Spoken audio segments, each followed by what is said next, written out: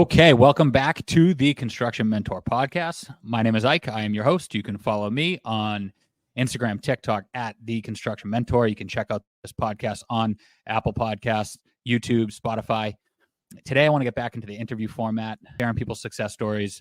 And to do that, I have the host of the Sparky Life podcast, a woman in construction, an electrician actually in the field, who's actually moving up in the world.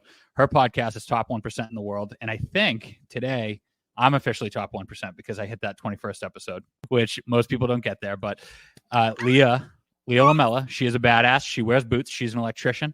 And like I said, she's working her way up in the world. So welcome, Lia. Lia, how are you? Excellent. Thank you so much for having me here. I recognized that as I was going through your social media today. And I was just trying to get brushed up on you and your content and what you deliver. And I think it's awesome. Everybody should go follow her. But in your intro, you had an awesome line to your podcast. And it says that you went from Botox to bolts. Can you talk about that? Yeah, absolutely. So I was in medical aesthetics for a decade, almost a little more than a decade. And going from a super feminine industry to then a super masculine industry was just an amazing experience. So what were you doing? I mean, were you literally like in a Botox shop, office? What do they call those? Salon. So I did laser, medical aesthetic locations can vary, but I worked with a plastic surgeon and we offered, youth rejuvenating treatments, laser, PicoSure, removing solar lentigo, which is like your sunspots, making the skin vibrant and youthful. Gotcha. and producing collagen. So you're there and you're I in a did feminine tattoo industry. removal. And tattoo removal. Okay. So you're there and you're in the feminine industry, and then a light bulb went off. You said, I'm going to jump from the feminine world into the masculine world. And what was that light bulb? Why? So not exactly. I was in medical aesthetics and I wanted more. I wanted to own my own place. And the laws have gotten, as I moved through my journey, my career as a medical esthetician, the laws changed. And you needed a nurse practitioner's license or an MD in order to own a facility and operate a facility. So I was contemplating going back for nursing. And I didn't want to just jump back into college because my college experience wasn't positive. I'm like in ridiculous amounts of debt. It didn't help me with my career choice. I mean, I know that there was value in the different cultures and studying abroad, and those things were great. But regarding focusing on a career track and identifying what kind of lifestyle do I want for myself, financial stability, college did not facilitate that in any way. So, well, if you want to become a business owner, as well, it's tough to take a nursing degree and own something too, right? Like, I feel like for most, I don't know, 99% of nurses, there is kind of a ceiling, right? Yes, there is a ceiling, but I knew that I could build the facility with that licensing in the state I was at that time. And in order to make sure that this was the right choice, I walked into phlebotomy, medical assistant. So more licensing, quick ability to obtain in order to be in that environment and decide, do I really want to do this? Because in order to get that nurse practitioner license, I have to do time in an actual hospital. I have to be around physicians. Do I want to do this? It's going to take much longer. So while I was in that world, strangely enough, a high school sweetheart reached out to me. And I moved from that state, and he was involved in commercial fishing. And being an entrepreneur, I saw a business opportunity making specialty rods and rigs, and the whole nursing thing went out the window, and I opened up out east fishing. So that's how that happened. And then I lost everything. And what age are you at this point? Are you like mid 20s, late 20s? What age are you at that point? At that point, I was late 20s at that point. Late 20s. Okay. So early now, 30s, actually. So you lost everything. So now this is interesting for several reasons to me, because number one, you were in a very feminine world, right? And that's what you knew. And then you went to the kind of the fishing thing. And I think a lot of young people that I talk to, I know a lot of young women, they don't understand, or they're unaware or unsure of their ability to be feminine in the construction industry. But I also probably once every 2 weeks, I have someone in my DMs like, hey, how do I get in the industry at my age? And they think they're old. And some of those people are in the 40s, some of those people are in their 30s. So talk about those two things. I mean, you had two things that I think a lot of people would assume are stacked against them. You're a woman, you're not in your first step of life after high school, but you saw an opportunity in the construction industry, right? Yes. So that situation, I'm a domestic violence survivor, and I basically walked away with my car, my dog, and my 2 cats. I was living in a women's shelter. I was at the lowest point in my life I've ever been. I mean, ground zero, and had no clue what I was going to do. No clue. My brother-in-law said, hey, why don't you try the skilled trades? There's this female trade school, all female trade school. Why don't you, attempt to get in there? And at that time I was like, you fucking, like, I have no money. What do you think? Right. Like, look at where I am. And he said he heard actually over a podcast that they were doing like the scholarship thing and that you can apply. And I applied and I happened to get a full ride. And that's how I walked into the skilled trades, out of desperation, out of needing to build income significantly from ground zero. So it was originally a financial decision. Wow. I was unaware that was your life situation. And I think a lot of people could benefit from that. So where was that school? And would you recommend that school to any young women? From what area were you in at that time?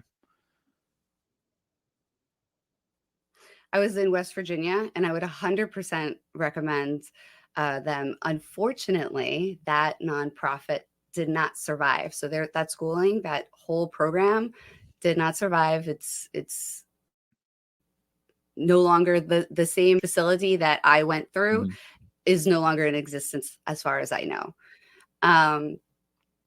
It's another reason why I'm working on a project right now to create a nonprofit for skilled trades, to create a way to bring people in where they are not having to pay to do the apprenticeship. We're paying them to do the apprenticeship, and creating a similar environment because it was so successful for me. You touch on something, and I try to hammer this home with everybody. And plumbers are usually the best example that I can think of, because it's like kids in high school that they always hear like, do what you love. Right. And it's like, guys, a plumber doesn't necessarily love the way pipes smell. Okay. Like it's not like that smell gets them going. Right? But you might have a purpose. And if you identify a purpose, then maybe that enables you to, your plumbing skills enable you to help other people. And you've identified that very clearly with your experience in the trades.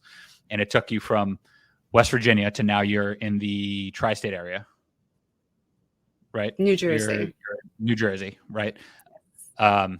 So talk about that. Talk about how that skill set that you were able to get at that trade school, did it make it an easy transition? Like how'd you find employment? What was that like? Because a lot of, I try to let people know and make sure they understand that when you get a skill set in this industry, your ability to move around and give yourself flexibility is is a positive. Oh, 100%. That's one of the things I love about the skilled trades is the ability to move around and shape your lifestyle however you want to go, especially in electrical. So I'm prejudiced to electrical track because I'm an electrician. So this is one of the main driving factors. I want to create the school, and I'm in the process of working with an entity I cannot speak of at this moment until things are solidified. But basically, the school not only set me up for success by having me get the accreditations that I needed and the licensing that I needed as an apprentice to step into the world of skilled trades, but then they found locations, construction companies, and had us go out there. They sought after business owners who would welcome a female presence. So they made sure that we had a job lined up when we topped out of that program. And that to me was like, this is the way this should go. Like, you should be setting me up for success, helping open doors for me so that I can move forward with this career path. So it was such an incredible experience that they helped give me the experience of like interviewing at different places and knowing how to present myself in a successful way, that I was able to get my first job with an electrical company. And that's kind of what started the whole thing. Now, originally, I walked into an electrical company and not knowing that they had union. So they had electricians that were non-union, and then they had union. So different names, different jobs for different things. So the union aspect, they went over options for me, and I felt like, okay, they're going to set certain things up like a pension and this and that. And so I want to step into the union apprenticeship and see where this takes me. And that's how I entered the union. Gotcha. So you again, and obviously West Virginia, I think, is not really like a union area. So then you moved to New Jersey, which has a very strong union. I do a lot of work in New Jersey, and you were able to get into an apprenticeship program there, right? I went from West Virginia to Virginia. So okay, the union, the company I was with, was in Virginia at the time. Gotcha. Okay, gotcha. And then go ahead. I didn't mean to interrupt. No. I basically learned that the IBEW requires 5 years to top out to get your journeyman's license. And being an older student, stepping into this field, coming from ground zero, I've got bills to pay.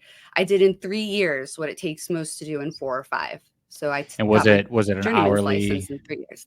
So you hit via overtime, classroom hours. Oh, so you tested out?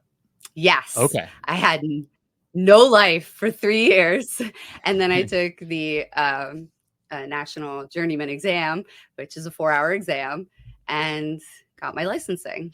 So talk about that, and you don't have to go into huge detail, but I see this comment in my DMs all the time, and they're like, I can't afford to go, or I'll say something about a journeyman rate that journeyman union electrician in New Jersey and New York makes over $100,000 a year before they even hit overtime. And they'll say, well, that's not what it is to start. You make $15 an hour to start, or whatever it is. And it's like, okay, but you're not getting in debt and you're getting a skill at that rate. Was that worth it when you had bills to pay to kind of take a step back? I mean, it's only a finite amount of time, right? Like, that you're going to hit, there's light at the end of the tunnel, and where those check marks are, right? Like, was it worth it? Oh, 100% it was worth it. Like 100% it was worth it. It changed my life in so many ways, because working in the skilled trades, it's not just about the money. Okay. Forget the fact that they set you up for financial success, where you can choose what type of lifestyle will work for you. You can choose if you want to be in the morning and you want to be in finished buildings and you want to do building automation. That is an option. If you want to be a building engineer and just kind of take care of one location, be there day in and day out, that's an option. If you want to be in a power distribution yard, that's you can construct how you want your day. You want to work nights? You don't like mornings? No problem. This is the beauty of it. And they give you a salary you can actually live on, not paycheck to paycheck. So forget that. Put that to the side. That's already a huge win, right? In the skilled trades, nothing prepared me in life for problem solving, building my confidence, accelerating my learning, like working in the skilled trades. Construction, Murphy's Law. Can go wrong, will go wrong. Oh, big time. So you have to think on your feet. Yeah.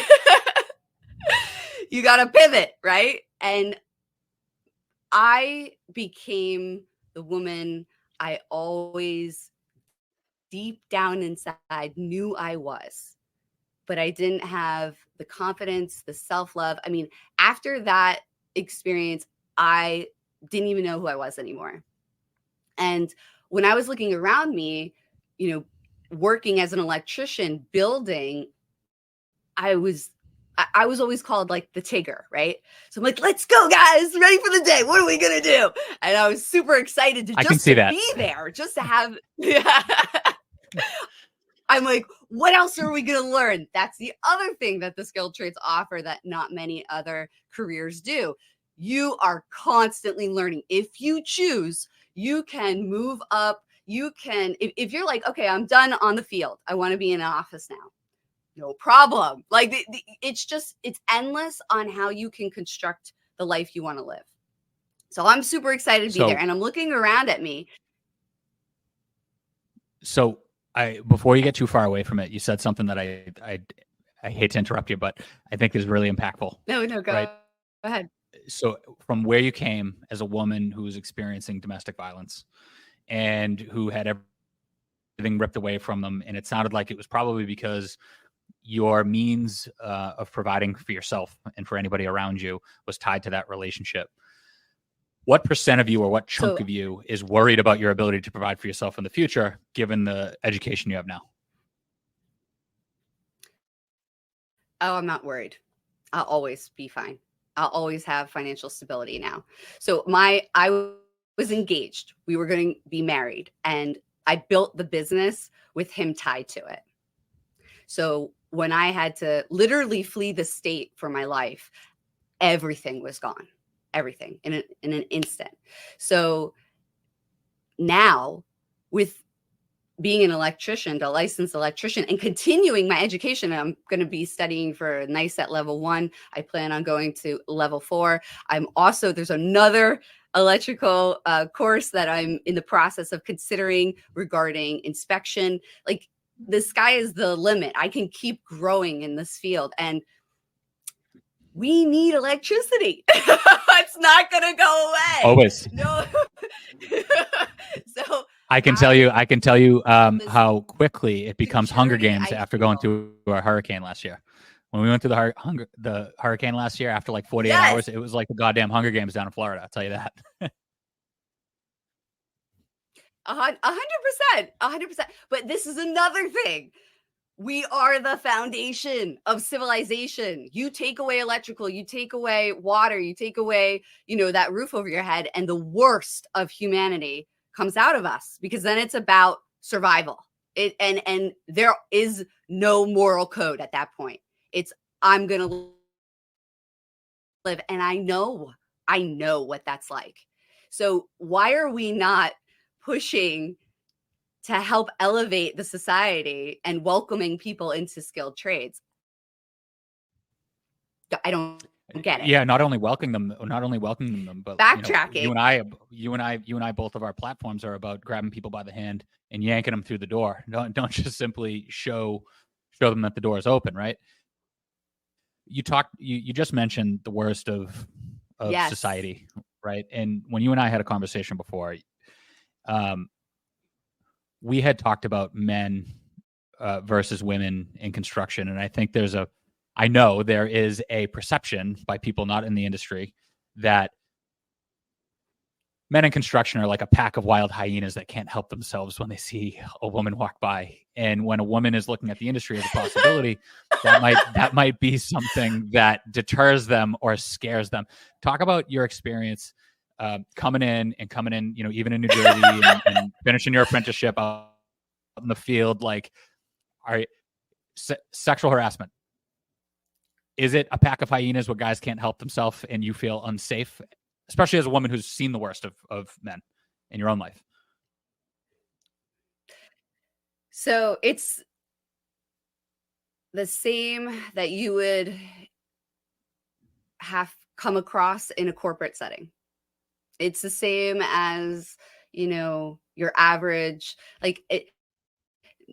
unfortunately, the stats are scary at how many women experience sexual harassment. But the guys are not a pack of hyenas. There's great guys in the field, gentlemen, and there are some assholes, just like any other industry you would step into. I would say the challenges in a male-dominated field have nothing to do with the sexual harassment part of it. It does happen. 100% it happens. But it's not like every single woman who walks into this field has then a sexual harassment issue or feels threatened. It's not like that, especially And do you feel now. like it's even acceptable behavior for most men out there? Like, if most men that you've worked with, if they witness that happen, would they just let it happen or encourage it? I've been in situations where men have let it happen, which, listen, there's a human element to this. It's very hard to involve yourself in a kind of conflict, heated situation. You have a natural instinct to want to self-support, self-survive, right?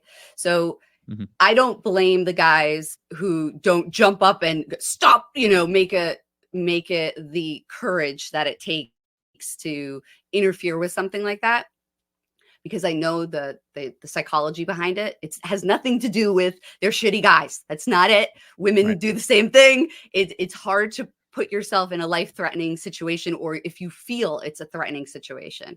Now, and I have been in situations where guys did stand up and say, wait, don't do that. We've got a lady present. It's not acceptable. I don't like it. I don't like what you said.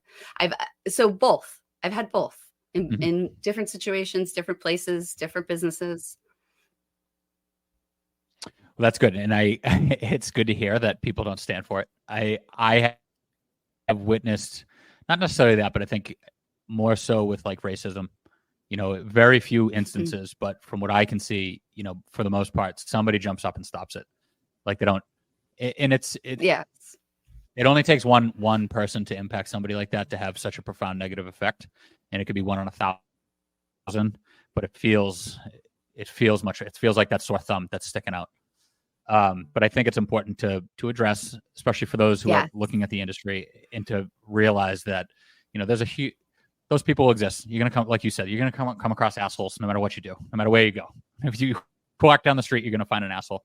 But there are plenty of people that are, willing to step in and not tolerate it. And you don't have to feel like you're on an island, by yourself. So talk about, your career after apprenticeship, what that looked like in the field, foreman versus journeyman, what kind of stuff you were doing. Like, what do you as an electrician do every day in the field? Not your new job today, because we'll get to that, but what were you doing as a journey woman out of your apprenticeship? I went from union to non-union, and I was basically doing,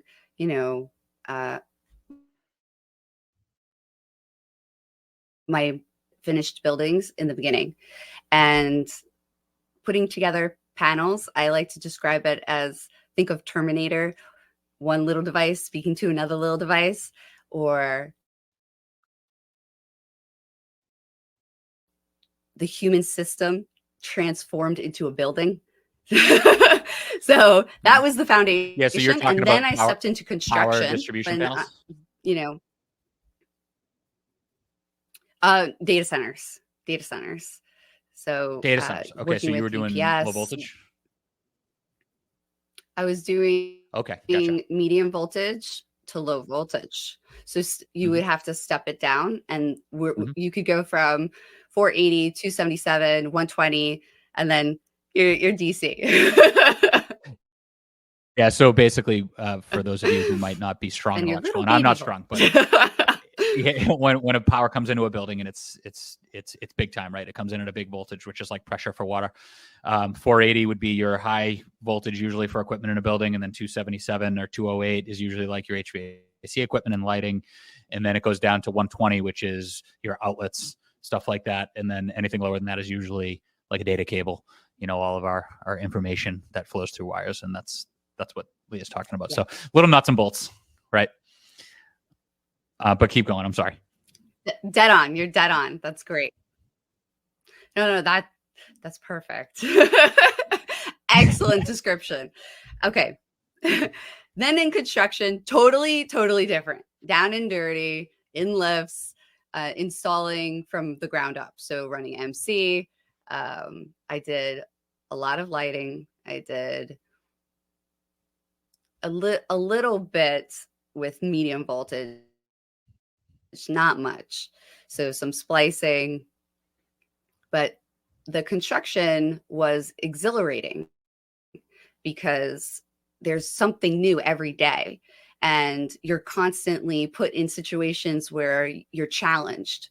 So being up in the ceiling and having to contort as you're wiring something, sweating profusely, cracking joke experience.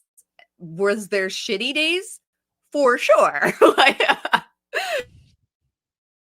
For sure. But on the majority, it was fantastic, and I learned so much, and I'm always excited to see what's next.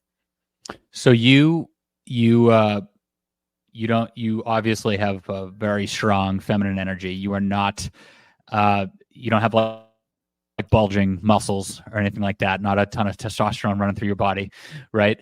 No. What has that been like? Because I think that's another thing, right? Is that a lot of women especially think that, you got to have all these, you got to be a man, you got to lift and be strong and do all these things. And I actually think, if anything, out of the electrical world, out of all trades, a little dexterity and a little patience probably helps, and it's usually one of the highest paying trades. So talk about your physical attributes and how that's impacted your ability as an electrician. So I no longer need to go to a gym. I'm in the best shape of my life. There you go. From the job. I cannot compete with the men physically cannot compete with the men. Period. I cannot. And I don't try. So I focus on the things that I can do, which is using my mind, physics, coming up with clever ideas on how to move heavy objects, or simply asking for help. A lot of the guys, once they feel comfortable with you and accept you as a part of the team, they'll ask you to give them a hand. They're not afraid to, they rather you assist them than them try to hurt themselves. And it's the same for me. And now with the tools that we have, I mean, so many different types, such elevated, I can do anything the guys can do, including moving heavy objects. I just have to come up with a way using physics to bending conduit, pulling material.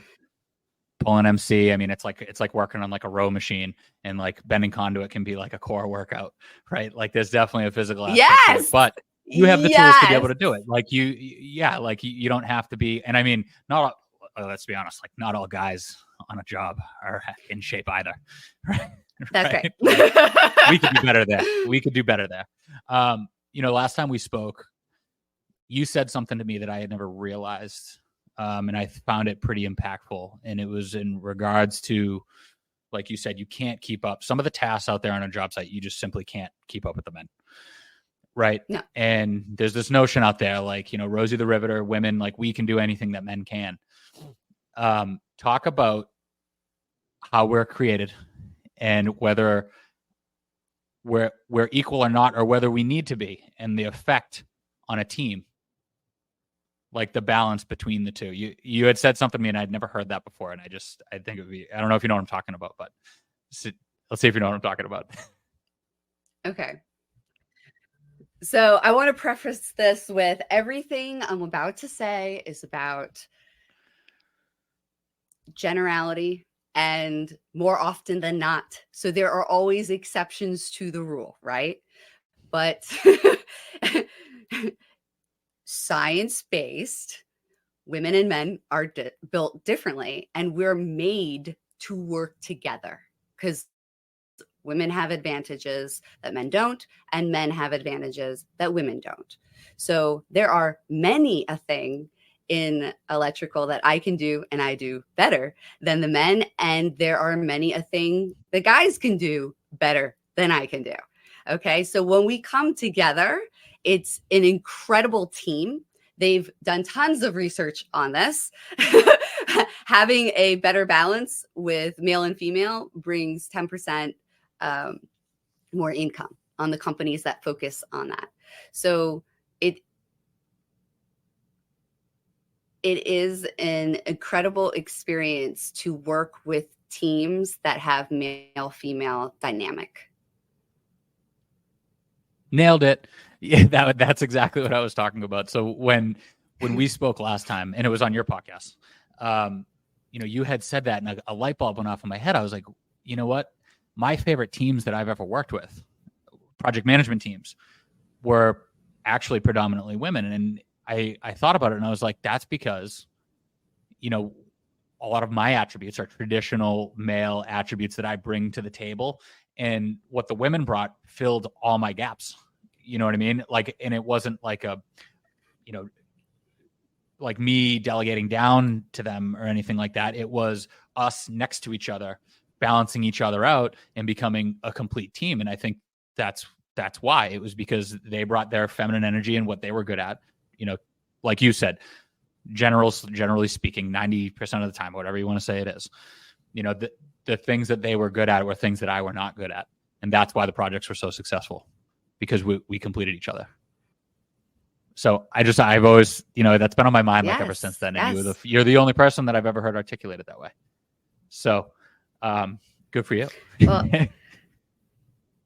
I think language is very important, and humans, we manipulate words, we manipulate sayings, proverbs traditionally will mean one thing and then we'll turn it into the exact opposite. So using the word equal, in my opinion, is poor language for what we're discussing, because it's not about equal. There is no equal. I got news for you. It's about balance. It's about balance.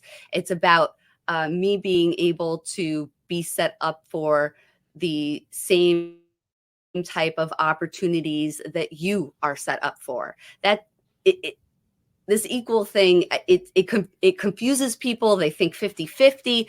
Nothing on this earth other than mathematics is 50-50. Okay? Like our environment doesn't work that way for a reason. It's about balance. It's different.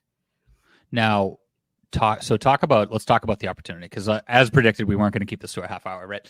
But I do want to get to the most recent development in your career and what's happening. So, not in the field anymore, right? You just took a new job opportunity. So why don't you talk about the opportunity that you've been presented with, and how you feel that is compared to other people? Like, do you feel like you're getting the same shot to go up into management or up the ladder? So there were certain companies that I felt set up for success. There were certain companies where I felt like the check mark. Okay, we got a female, we're good. And other companies that was pure hell on earth. Like, they didn't want me there, and so I didn't want to be there. I don't understand why you want to fight against the current. Okay. If you're unhappy where you are because the culture is toxic, there are tons of job opportunities, tons of companies that you can step into that's going to set you up for success. So the company that I'm currently with is a big player in the electrical world, and they're international. I switched my primary focus, my love of building automation, into fire alarm. So now I particularly work with fire alarm, which personally I feel building automation and fire alarm are very much aligned. It's life safety. So I feel really proud to do this type of work. And my team, my boss, for the first time, I can say I know what a mentor is now. Working for him has been an incredible experience. That's amazing. I mean, I think mentorship outside of even alongside just education is the most important thing that you can get. And it's rare because I don't think a lot of people are a good fit. And I think it's hard to find. Like you said, there's a lot of opportunities that are hell on earth.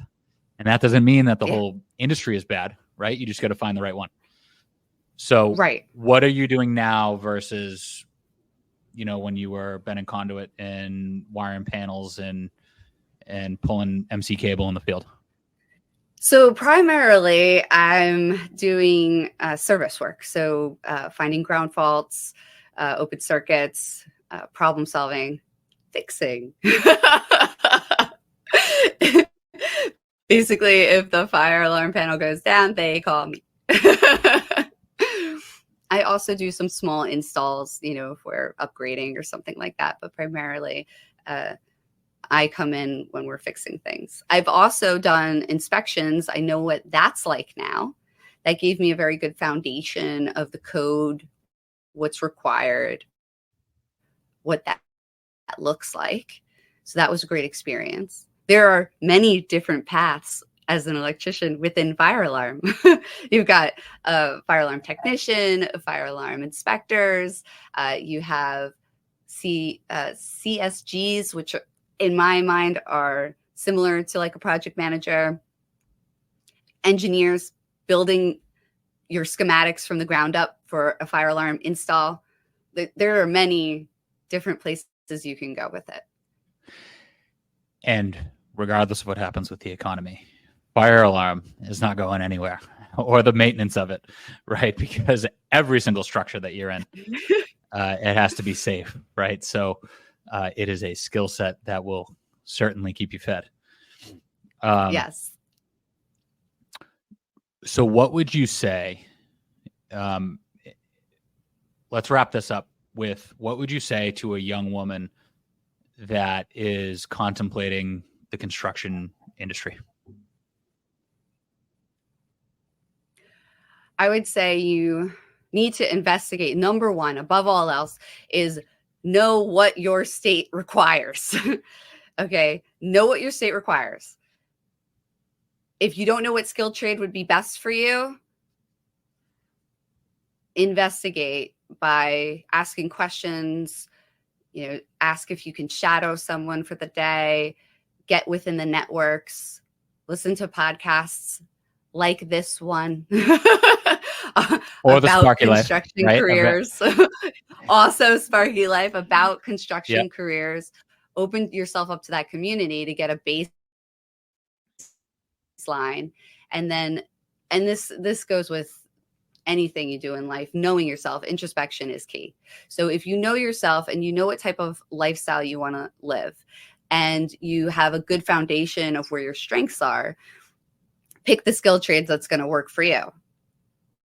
Now, I feel that every group I've walked into, primarily male dominated, the number one fear is that they're going to say something and you're going to take offense and run to HR. So it's very important that you are choosing to step into a male dominated field. It is your responsibility to learn how they communicate. Men communicate differently than women. We have different social norms.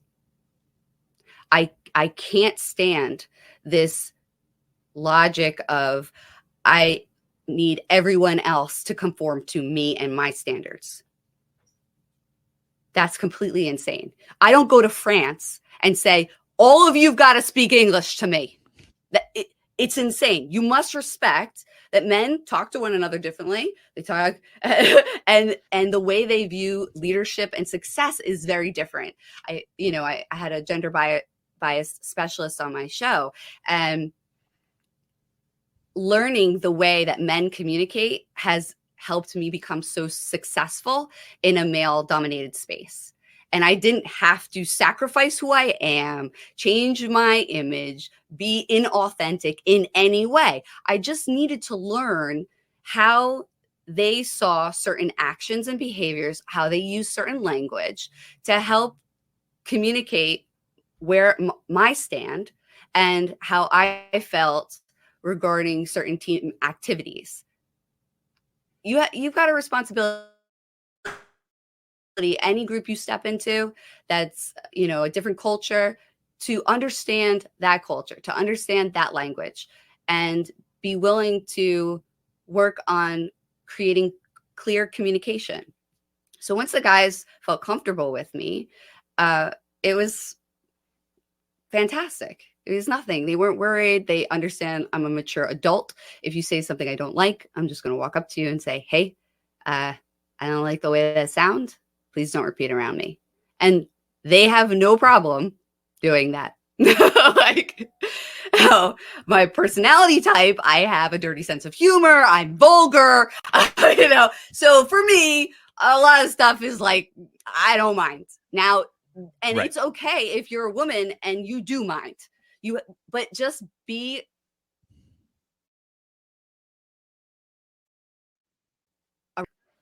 I don't like the way that sounds. It makes me uncomfortable. And do it privately. That's key. Okay. Men, a communication social norm with men. If they say something that bothers you, the worst thing you could do is call them out in front of other men. It's demasculating, it's challenging, and you're going to create conflict. If you are respectful to how they communicate with one another and ask him to, hey, can I talk to you a sec? I got a question. There's something I need to speak to. He bothered me. You're a leader here. The other guys look up to you. And if you make remarks like that, they're going to think it's okay to make remarks like that. And I don't like it. He's going to feel responsibility to be a leader. He's going to step up 9 times out of 10 and change, not allow that type of talk or not allow that type of behavior. But you have to, you have a responsibility too. You have to communicate clearly and in a respectful manner if you want the same in return. I don't even think that that's necessarily, obviously, women need to understand that because it'll benefit them. But there's a ton of men that don't get that too. I mean, that's one of the most powerful things that I've been able to learn is like, just pull people aside and just talk to them. Like, don't call them out in front of other people. For a lot of people, that is the key to successful communication and conflict resolution. Many men are good at it. Some are not, but the people that you want to work with definitely have that skill. So I'm really glad that you said that. That was very enlightening. And I know we're getting close to an hour here. So why don't too much fun. People, I know, too much fun. Why don't you tell people where they can find you? Go for it. You can find me where can they find you and your content? You can find me on Instagram at Sparky Life of Lia. We are stepping into YouTube now, still testing the waters there. But the podcast is on any platform that you would find podcasts on, and it's Sparky Life. Awesome. Well, Lia, thank you for coming on a Saturday morning when I'm sure you have other things that you'd like to do. And this is wonderful. wish you all the best. I don't think this is the last time that we're we're gonna do this. I think we might have to do it again. So go follow her. Sure. I'll share her content later this week when some of this stuff goes up. But appreciate you for coming on, and enjoy your weekend. Thank you. You too. Now,